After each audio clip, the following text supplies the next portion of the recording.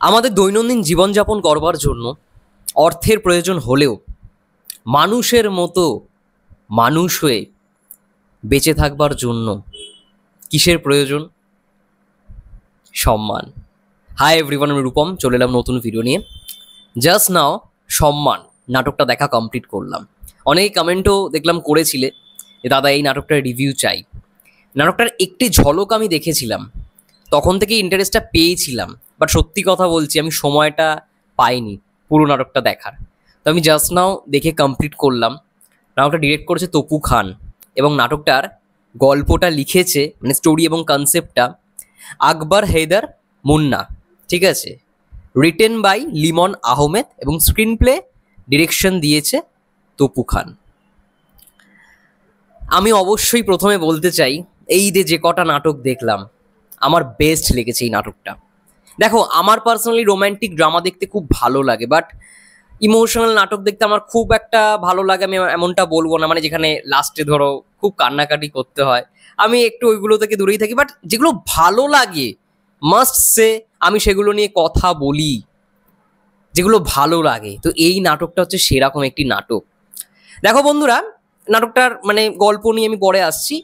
নাটকটা দেখে আমি যেটা রিয়েলাইজ করলাম বস, মানে এটা না সবাই জানে, নাটকটা দেখলেও সবাই রিয়েলাইজ করতে পারবে, আমাদের জীবনযাপনের একটি গল্প এই সম্মানী নাটকটা। মানে ছোটবেলা থেকে যখন আমরা স্কুলে যাই, স্কুলে যখন পড়াশোনা করতে যাই, বাবা মায়ের পরে যদি কেউ আমাদের শাসন করার ক্ষমতাটা রাখে সেটা হচ্ছে শিক্ষক বা শিক্ষিকা, আমাদের টিচার। ঠিক আছে, এই যে ক্লাস 1 থেকে ক্লাস 12 পর্যন্ত এই 12টা বছর, যদিও বা আমরা মানে ছোটোবেলা একটা স্কুলে পড়তাম ক্লাস 1 থেকে 4 পর্যন্ত, 5 থেকে আরও একটা স্কুলে পড়তাম 5 থেকে 10 পর্যন্ত, তারপর আমরা কলেজে শিফট হই। আমাদের এখানকার নিয়ম যেটা, আমরা না বেশি সময়টা কাটিয়ে থাকি স্কুলে। তো স্কুলের সঙ্গে আমাদের একটা ইমোশনটা খুব ভালো রকমভাবে জুড়িয়ে, এবং স্কুলের স্যার ম্যাডামরা যখন আমরা ধরো মানে এটা অনেকের সঙ্গেই হয়ে থাকে, তারা যখন চাকরি বাকরি করছে, ছাত্ররা যখন স্যারদের সঙ্গে দেখা করতে যাচ্ছে, মানে স্যাররা ম্যাডামরা খুব খুশি হয়, খুব খুশি হয়ে জড়িয়ে ধরে ছাত্রদের, তারাও খুব প্রাউড ফিল করে। এমনই একটা গল্প জানো তো এই সম্মান নাটকটা। এবং আমি এখনো বলবো যে বাবা মায়ের পরে যদি মানে আমাদের সব থেকে কাছের হয়ে থাকে সেটা হচ্ছে শিক্ষক এবং শিক্ষিকা। তার জন্য না আমরা সবসময় তাদের অনেক কিছু বলতে পারি। ঠিক আছে, এইখানে যে গল্পটা দেখানো হয়েছে একজন শিক্ষকের গল্প। তারিক আনাম খান মুখ্য চরিত্রে অভিনয় করছে, তার সঙ্গে সঙ্গে জোভান, কেয়া পায়েল রয়েছে। তো জোভানের যে ক্যারেক্টারটা তোমরা দেখলেই বুঝতে পারবে, অনেক এরকম ছাত্র রয়েছে আমাদের সমাজের মধ্যে, আমাদের বাস্তব জীবনের মধ্যেই অনেকে পয়সার জন্য পড়াশোনাটা কমপ্লিট করতে পারে না। ঠিক আছে, তখন শিক্ষক বা শিক্ষিকারা যদি পাশে না দাঁড়ায় না, তারা হয়তো আজকে সেই জায়গাটায় যেতে পারে না। অনেকে রয়েছে, অনেকে এরকম, ধরো বাড়ি থেকে হয়তো পয়সা জোগাড় করতে পারে না, কারোর মা খেটে কাজ করছে, কারোর বাবা নেই। এরকম অনেক পরিস্থিতির মধ্যেও অনেক ছাত্ররা বড় হয়, অনেক স্টুডেন্টরা টিচার্সদের সহযোগিতা পায়, এবং সেই সহযোগিতাটা যদি না পায় তাহলে ভাই সেই জায়গাটায় তারা পৌঁছাতো না। তো এমনই একটা গল্প, কি সুন্দর প্রেজেন্টেশন জোভানের এই যে ক্যারেক্টারটা। মানে একটা জায়গায় আমি পুরোটা এক্সপ্লেন করছি না, বাট তোমরা বুঝতে পারবে যে তার ক্ষমতাটা ছিল না। তারিক আনাম খান এখানে শিক্ষকের চরিত্র প্লে করছে।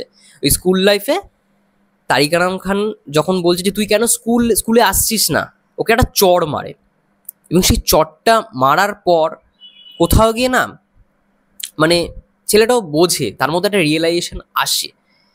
তখন বলছে যে স্যার আমি ফিজটা জোগাড় করতে পারিনি, মানে আমার মা ফিজটা জোগাড় করতে পারিনি, 2 দিন পরে পরীক্ষা। তখন তারিক আনাম খান প্রত্যুত্তরে বলছে যে তোর ফিজ জোগাড় হোক বা না হোক তুই সেটা আমাকে বলবি, আর তোর ফিজ জোগাড় না হলে যে পরীক্ষা পিছিয়ে যাবে এমনটা তো নয়, পরীক্ষা পরীক্ষার মতো হবে। তারিক আনাম খান তার বউ, তার স্ত্রী, সেও ম্যাডাম, কানের দুলটা বিক্রি করে সেইখান থেকে পয়সা দিয়ে জোবানের যে ছোটবেলার ক্যারেক্টারটা ছিল তার জন্য ফিজটা জমা করে দিয়েছে। এটা যখন নাটকটার মধ্যে দেখাবে না বস, মানে শেষে জাস্ট এমনি কথোপকথনের মাধ্যমে, ডায়লগ ডেলিভারির মাধ্যমে পোর্শনটা জাস্ট মানে তোমার কান্না এসে যাবে, তোমার কান্না এসে যাবে। এইখানে তারিক আনাম খান দারুণ অভিনয় তো করেছে, জোবানকেও আমার খুব ভালো লাগে, জোবান এবং কেয়া পায়েল। সব থেকে ইন্টারেস্টিং বিষয়, স্টোরিটা তো খুবই ভালো, যে স্টোরিটা লিখেছে খুবই ভালো স্টোরি লিখেছে, ঠিক আছে। এখানে তারিক আনাম খানের একটা ছেলে রয়েছে, একটা মেয়েও রয়েছে, ঠিক আছে। বাট ওই ছেলে মেয়ের যে রিয়েলাইজেশনটা, সেটা কোথাও গিয়ে জোবান এবং কেয়া পায়েলের মাধ্যমে সে মানে অনুভব করেছে। এটা নাটকটার মধ্যে একটা ভালো থিম রাখার চেষ্টা করা হয়েছে, আমি অন্তত মনে করি। একদম শেষে গিয়ে মানে যখন জোবানকেও বলে যে তোকে যে সেই চটটা মেরেছিলাম ছোটবেলায়, কোথাও গিয়ে এটা কাজে দিয়েছে, এবং তুইও একজনকে শাসন করেছিস, সেই শাসনটা মানে কাজে দিয়েছে। এই ব্যাপারটা এমনভাবে দেখায় নাটকটার মধ্যে, মন ছুঁয়ে যাবে বস, মন ছুঁয়ে যাবে। এবং কেয়া পায়েল যখন বলছে তারিক আনাম খানকে যে আমি আপনাকে বাবা বলেই ডাকবো, তো তারিক আনাম খান তার একটা ছেলে এবং মেয়ে থাকা সত্ত্বেও সে না সেই ফিলসটা পাচ্ছে না। তার বাড়ির কলিং বেলটায় অনেক বছর ধরে কলিং বেল বাজেই না, সেই কলিং বেলটা তার বাবা মানে ছেলে এবং মেয়ে হয়তো যখন আসতো তখন ইউজ করতো, বাট সেটা এখন বাজেই না। সে একটা ডায়লগে বলছে যে কলিং বেলটা হয়তো খারাপই হয়ে গেছে আমার মনে হয়। তো এই ব্যাপারগুলোকে এত সুন্দর করে পোট্রে করেছে নাটকটার মধ্যে, আমার তো জাস্ট মানে মন ছুঁয়ে গেছে, একটাই কথা হলো মন ছুঁয়ে গেছে। এবং শেষ মুহূর্তে যখন ওই জোবানকে বলছে তুই একবার আমাকে বাবা বলে জড়িয়ে ধরবি, এবং কেয়া পাইলো যখন তাকে বলে যে আমি তোমাকে বাবা বলবো, আমি তোমাকে বাবা বলেই ডাকবো, মানে ও না শেষ মুহূর্তে এসে না তারিক আনাম খানের ক্যারেক্টারটা আমরা বুঝতে পারছি, ওর যেটা মানে এতদিন অভাব ছিল, ওই ক্যারেক্টারটার মধ্যে যে অভাবটা ছিল, একেবারে শেষে এসে সে অভাবটা পূরণ করে দিল কেয়া পাইলের চরিত্রটা এবং জোবানের চরিত্রটা। অসাধারণ অসাধারণ, আমি তো বলবো এক কথায় সবার দেখা উচিত। এবং ঈদের মধ্যে ঈদে যে কটা নাটক দেখেছি বস, সব কটা নাটকের আমি রিভিউ করিনি আবার, ঠিক আছে। যেগুলো ভালো লেগেছে সেগুলোই করেছি, বিশেষ করে জোবানের অনেক নাটক এসেছে। আর জোবান তো আমি তো বলেই দিয়েছি, আগেই বলেছি, এখনো বলছি যে অনেক দূর যাবে, মানে বেশি আর সময় নেই বড় পর্দায় তাকে দেখার জন্য, ঠিক আছে, এটাও বলে রাখলাম। মানে দারুণ অভিনেতা হিসেবে জোবান দারুণ। তারিক আনাম খান তিনি তো সিনিয়র অ্যাক্টর, মানে রিসেন্টলি তাণ্ডবেও সে অভিনয় করেছে, তিনিও মানে সত্যি কথা বলছি মানে তার জন্যই পুরো নাটকটা দেখার।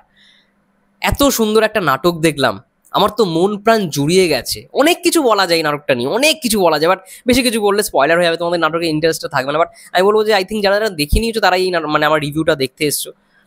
দারুণ সুন্দর একটা গল্প।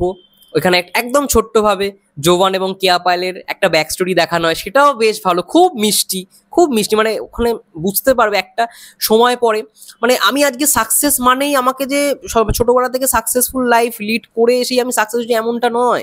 এখানে জোবানের ক্যারেক্টারটা দেখলে বুঝতে পারবে ভাই সে পার্ট টাইমে একটা জব করতো একটা বইয়ের দোকানে, ঠিক আছে। বিলের সময় একটা মানে কেয়া পাইলকে নিয়ে একটা ইয়েতে গেছে, রেস্টুরেন্টে গেছে, সেখানে বিল হয়েছে এত টাকা, সে কিন্তু উঠে চলে যায়নি, সে কিন্তু বন্ধুকে ফোন করে কিছু টাকা চেয়েছে। এই যে ব্যাপারগুলো দেখানো, এখান থেকে মানে অনেকে রিলেট করতে পারো, সত্যি কথা বলতে অনেকে রিলেট করতে পারবে। যাই হোক, এই ডায়লগটাও সব থেকে ভালো ডায়লগ আমার লেগেছে জোবানের মুখ থেকে, যে নিজেকে প্রতিষ্ঠিত হওয়ার পর মানে প্রতিষ্ঠিত করবার পর, এস্টাবলিশ করবার পরই বিয়ে করাটা জরুরি। এটা আমিও অন্তত মনে করি ভাই, নিজে এস্টাবলিশ হও তারপরে ভাই, না হলে ভাই তুমি বিয়ে করবে, দুদিন পর ডিভোর্স হয়ে যাবে। এখন তো ডিভোর্সের ছড়াছড়ি, বুঝতেই পারছো বর্তমান সমাজ, এই হচ্ছে বিষয়। আমার দারুণ লেগেছে সত্যি কথা বলতে। এবং আবারও বলবো যে ঈদের বেস্ট নাটক, আমার তো সেরা নাটক লেগেছে ঈদের, যে কটা নাটক দেখলাম সব থেকে ভালো নাটক দেখলাম।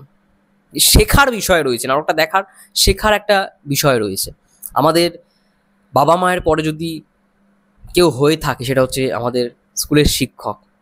আমাদের শিক্ষকরা যেরকমভাবে আমাদেরকে শেখায়, সেই জিনিসটা না পেলে হয়তো আমরা মানে এই যে এত দিন এত বছর যে কাটিয়ে আসছি স্কুল লাইফটাকে আমরা এখনো মিস করি, কারণটাই হচ্ছে এইটা। আজ হয়তো একজন টিচার একজন ছাত্রের গায়ে হাত তুলতেই পারে, ভাই ওই যে হাত তুললো ওটা থেকেই মেন বদলটা আসে। অনেকের বদল আসে, আবার অনেকের আসেও না, বাট যারা বোঝার সেই সময় বুঝে যায়, এটাই হচ্ছে মেন বিষয়। আমার অসাধারণ একটি নাটক আমি দেখলাম, আমি সবাইকে বলবো যারা যারা নাটকটা দেখোনি অবশ্যই দেখতে পারো, অলরেডি ইউটিউবে অ্যাভেলেবেল হয়ে গেছে, দেখো ভালো লাগবে, মন প্রাণ জুড়িয়ে যাবে। তপু খানের অনেক দিন পর নাটক দেখলাম, তপু খান তো সিনেমা ডিরেক্ট করে, বাট নাটক আমি অনেক দিন পর দেখলাম। যাই হোক, এটাই বলার ছিল। সবাই ভালো থেকো, সুস্থ থেকো, টেক কেয়ার।